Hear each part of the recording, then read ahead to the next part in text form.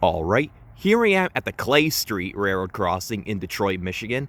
Now, this right here is another rather neat crossing owned by the C.N. Holly subdivision. As a matter of fact, this is actually the very last crossing you would find on the C.N. Holly subdivision before you hit the Mount Clemens sub or the Shoreline subdivision. And this crossing is right next to Milwaukee Junction, which is where the Holly sub kind of turns into Mount Clemens sub over here via the Sugarhouse Y.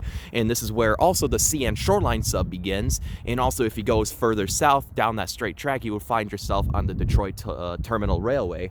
But our main focus here is this railroad crossing right here. Now, this features a couple of pretty neat things, couple of rare things, as you can see if you spotted it already.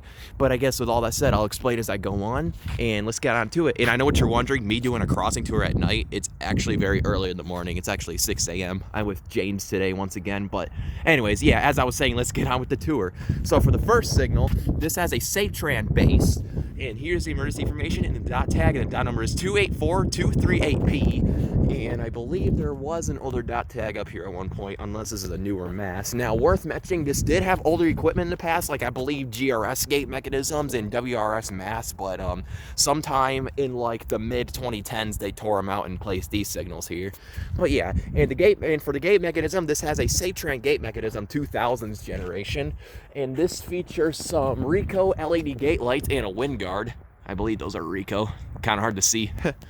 And for the lights on this one, this has two pairs of Safetran 12x24-inch GE uniform LEDs, all sitting on a Safetran light bracket. I actually kind of like how well lit up this area is. And for a bell, this has a Safetran Type 1 electronic bell, which is pretty neat, pretty rare. Great to see a couple of these still remain. Now, if you guys haven't heard about it already, although I'm going to mention a different crossing here, the 4th Street crossing in Royal Oak used to have 4 Safetran Type 1s. All those have been replaced now with Western Golden Haze Type 4 e-bells, which is quite interesting. Well, yeah, looking down, we do have a train coming, as you can see. That's our signal aspect for it. I think it's Amtrak 351, so I'm making sure that won't sneak up on us. But anyways, I guess with that said, let's go ahead and move on to the next signal. So for the second signal, which is somewhat similar to the first, well, it's actually very similar to the first, this has another Safetran base, and here's the emergency information once again.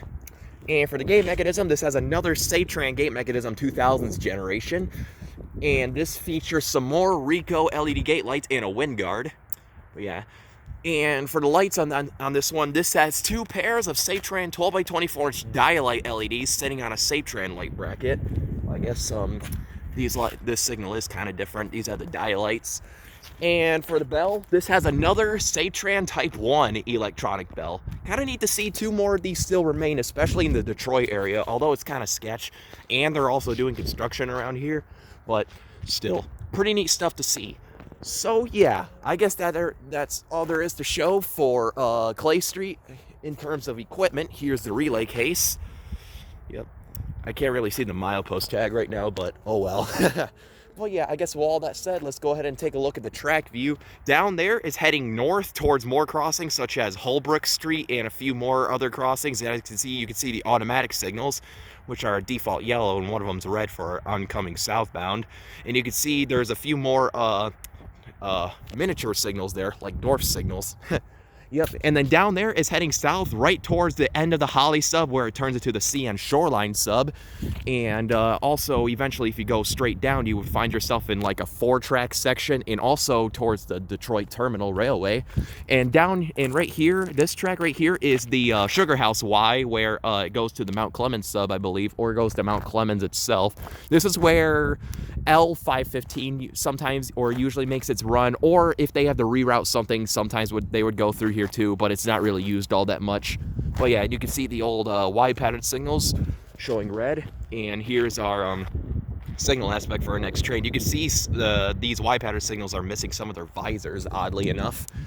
But yeah, I guess with all of that said and done for now, this was the Clay Street Railroad crossing here in Detroit, Michigan. Pretty neat stuff. I have to get this in action for myself soon, although Caleb Belcher did get this crossing in action months ago, but still, pretty neat to see nothing has changed here.